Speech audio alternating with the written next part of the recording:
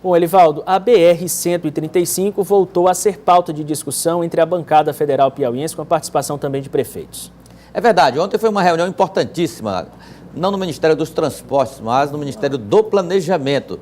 O ministro Diogo Oliveira, ele assegurou aos parlamentares da bancada federal, deputados estaduais, o governador Wellington Dias, que participou também dessa audiência, prefeitos da região sul do estado, aí ele conversando com o ministro Diogo Oliveira, que é exatamente o responsável pelo descontingenciamento, Tiago. O importante é o dinheiro para fazer a obra, não é? Lá no Ministério dos Transportes é fundamental esse encontro lá, no DENIT também, mas é aí nesse ministério aí, o do planejamento, é que o dinheiro é liberado, é descontingenciado. O recurso federal ele é contingenciado, ou seja, retido pela União, e depois é liberado de acordo com a abertura de caixa, de acordo com a política fiscal e financeira da equipe econômica do governo federal. Bom, e nesse entendimento ficou assegurado que pelo menos 30 milhões serão descontingenciados, liberados para iniciar os reparos necessários nos pontos considerados críticos da rodovia BR-135 no trecho piauiense, no sul do estado. Bom, vamos conversar então a partir de agora, Elivaldo, aqui no estúdio com o presidente da PPM, Associação Piauiense de Municípios de Carlos. Presidente, bom dia. Bom dia. Bom dia, bom dia, bom dia. Como é que vai se dar essa liberação e como é que foi recebida essa informação? Já está garantido? Esse dinheiro vai ser liberado? Sim, vai ser liberado. Realmente a situação exige uma ação emergencial. E o ministro do Planejamento foi claro, nesse momento não há condições da União absorver novas despesas, mas a situação do Piauí exige uma atenção diferenciada. Não é? Realmente é um problema grave que interessa não somente aos piauienses, mas ao Brasil, aos brasileiros. De modo que, ao contrato existente atualmente para manutenção e restauração da BR, será disponibilizado mais recursos para que eles sejam aplicados imediatamente, especialmente num trecho mais crítico, onde acontecem os acidentes, as ocorrências, né? Se dão lá, que é o trecho de 190 quilômetros entre Eliseu Martins e Bom Jesus. Então, imediatamente, a empresa que já está atuando lá naquela obra irá se adaptar a essas novas condições de contrato e fazer ações de modo a evitar novas ocorrências semelhantes ao que aconteceu há pouco tempo e que chamou a atenção de todo o país. Então vai ser um remanejamento de recursos para aquele programa de manutenção de rodovias, ou seja, a burocracia poderá ser superada facilmente? Exatamente. E isso graças, Elivaldo, é bom a gente registrar aqui, ao empenho dos representantes do Piauí, do povo piauiense, no Congresso Nacional. Os 3 senadores, coordenados desta vez pelo senador Ciro Nogueira, os 10 deputados também se empenharam, e eu quero destacar aqui o papel do deputado Marcelo Castro, todos se envolveram, mas Marcelo Castro é uma atenção especial, do nosso governador Wellington Dias, dos deputados do nosso estado, coordenado pelo presidente da Assembleia Temísticos Filhos e pelos prefeitos também.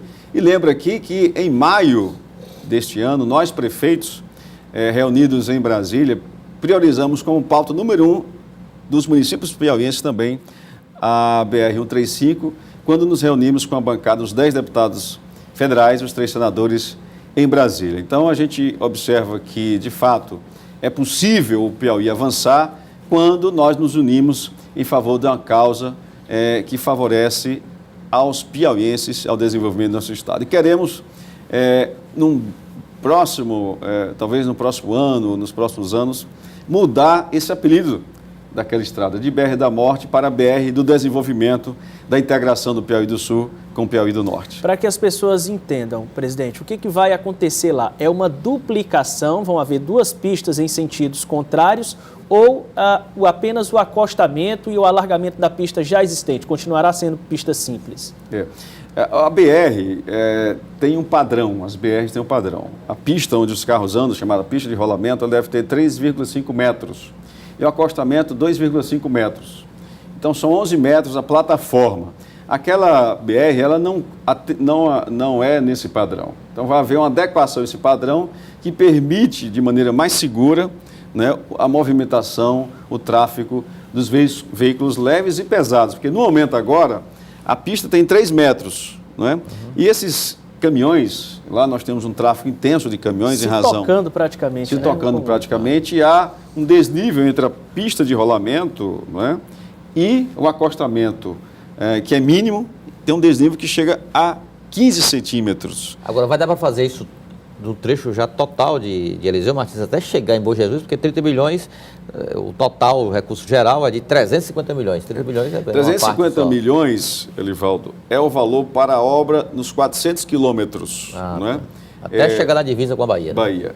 Esse 190 quilômetros será atendido não em toda a sua extensão, mas em pontos críticos. E é um contrato que vai adicionar 30 milhões. Já existe um contrato de 70 milhões, ao qual será adicionado o valor de 30 milhões de reais. Então, poderá ser resolvido aqueles pontos mais gritantes, mais graves. Mas o planejamento, quer dizer, a ideia é que nos próximos anos, 2018, 2019 e 2020, se consiga recursos para garantir toda a execução da obra e termos ali uma BR realmente no padrão de segurança das BRs brasileiras. Presidente, aproveitando a sua presença aqui, vamos fazer uma última perguntinha acerca do racionamento de água. O decreto governamental saiu, são 27 municípios e vai ter que ser feita a adequação realmente no fornecimento de água para algumas cidades que sofrem mais com a escassez. No município de Pio Nono, por exemplo, discute-se que essa medida apenas não seria necessário para atender ao público, seria necessária a perfuração de poços. Como é que a PPM está trabalhando isso tudo? Nós estamos trabalhando, nesse momento agora, o mais importante é evitar o desabastecimento, o colapso.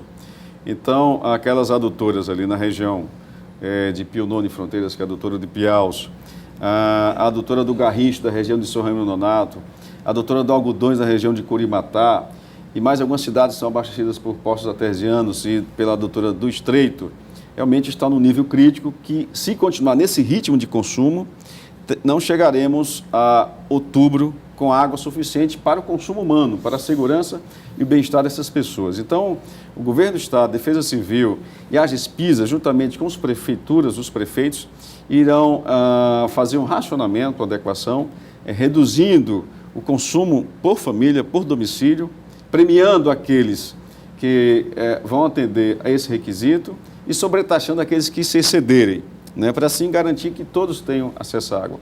Podendo haver, inclusive, rodízio, caso haja necessidade de rodízio, ou fornecimento intermitente. Sendo proibido o desperdício da água para fins outros, como lavar calçada, lavar carro, jardinagem excessiva, né?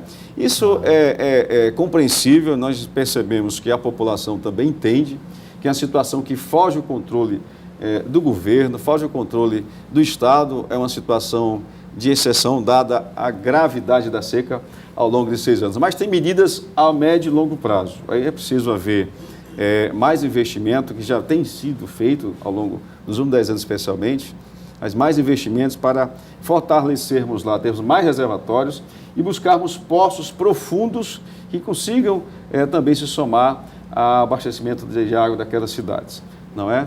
Os poços também, nesse momento, eles estão sendo penalizados em razão da seca, porque baixa o nível do lençol freático e fica mais difícil a captação bem como, às vezes, a concentração da água leva a uma contaminação, né? Então, alguns poços também estão sendo impedidos de serem as fontes para o abastecimento d'água. Mas são medidas a médio e longo prazo. Mas, imediatamente, o que a PPM tem feito, colaborando com a programação do Governo do Estado, com a Gespisa e com os próprios municípios, fazermos essa articulação para empregarmos de maneira mais racional possível, mais inteligente e mais transparente, contando com a colaboração das famílias, para que a gente se evite o pior, que é a falta de água. Prefeito, você fugindo um pouco do assunto, vira e mexe, Tiago, eu sempre sou perguntado aí nos bastidores, olha, você sabia que o prefeito Gil Carlos vai disputar uma vaga na Assembleia Legislativa do próximo ano, ele vai renunciar ao mandato? Bom, o senhor está aqui, eu não faz alguns dias que eu não... rapidinho aqui. Exatamente, não vejo há alguns dias, você tem uma agenda muito intensa. Essa possibilidade existe, prefeito? Eu fico feliz em saber que essa discussão, quer dizer, que esse tema tem sido comum nas rodadas, nas resenhas, né, no meio político. E a gente fica feliz porque nós somos eu sou um agente político, um agente público e quero naturalmente emprestar o meu trabalho, a minha liderança para a sociedade, para as pessoas, para a minha cidade e para o meu país, que estou fazendo agora à frente da PPM. Mas essa é uma decisão que não cabe somente a mim, né? Cabe naturalmente aos meus conterrâneos, os sanjonenses, os meus amigos, os meus partidários, as lideranças que estão acima de mim, o meu partido, os demais partidos que fazem parte da base do governo, para decidir em conjunto se de fato é interessante, eu poderia contribuir ou não, pleiteando uma cadeira na Assembleia Legislativa. Né? Mas me coloco à disposição, para, se for necessário, nesse projeto. Ok, agradecer ao presidente da PPM, Gil Carlos, pela presença aqui no Notícia da Manhã. Muito obrigado. Eu é que agradeço e um bom dia a todos. Vamos à última, Elivaldo. Olha, Tiago, ontem em Brasília o deputado Temístocles Cris Filho aproveitou a viagem e bateu as portas do Palácio do Planalto. Foi conversar com o presidente Michel Temer, acompanhado do senador Eumano Ferrer. Foi agradecer, Tiago, o empenho do governo federal no asfaltamento de um trecho piauiense da rodovia 222, a rodovia que ele tanto trabalha, incorporou a sua atuação política. E foi pedir ainda mais outras reivindicações, inclusive reforçar essa da 135. Agora, na política, ontem foi um encontro do PSB, um encontro nacional do PSB, um encontro que teve a presença do presidente da sigla no estado do Piauí, o ex-governador Wilson Martins. Nós temos até um registro aí do encontro, em que aparece o ex-governador Wilson Martins, ali o ex-senador Renato Casagrande, lá do Espírito Santo, Carlos Siqueira, o presidente nacional do partido, e mais à direita o Beto Albuquerque, que foi deputado federal pelo Rio Grande do Sul e candidato a vice-presidente. Nesse encontro, Tiago, foram discutidos temas como a estratégia do PSB para preparar o seu Congresso Nacional de outubro e principalmente para evitar divisão partidária. Aí eu perguntei ao ex-governador Wilson Martins e sobre o momento político brasileiro. O partido está cada dia mais firme na determinação de romper em definitivo com o presidente Michel Temer. Oposição, PSB. Muito obrigado, Elivaldo, pelas informações. Um abraço, Tiago. Bom final de semana. Estaremos no Notícia da Manhã na segunda-feira. Se Deus quiser.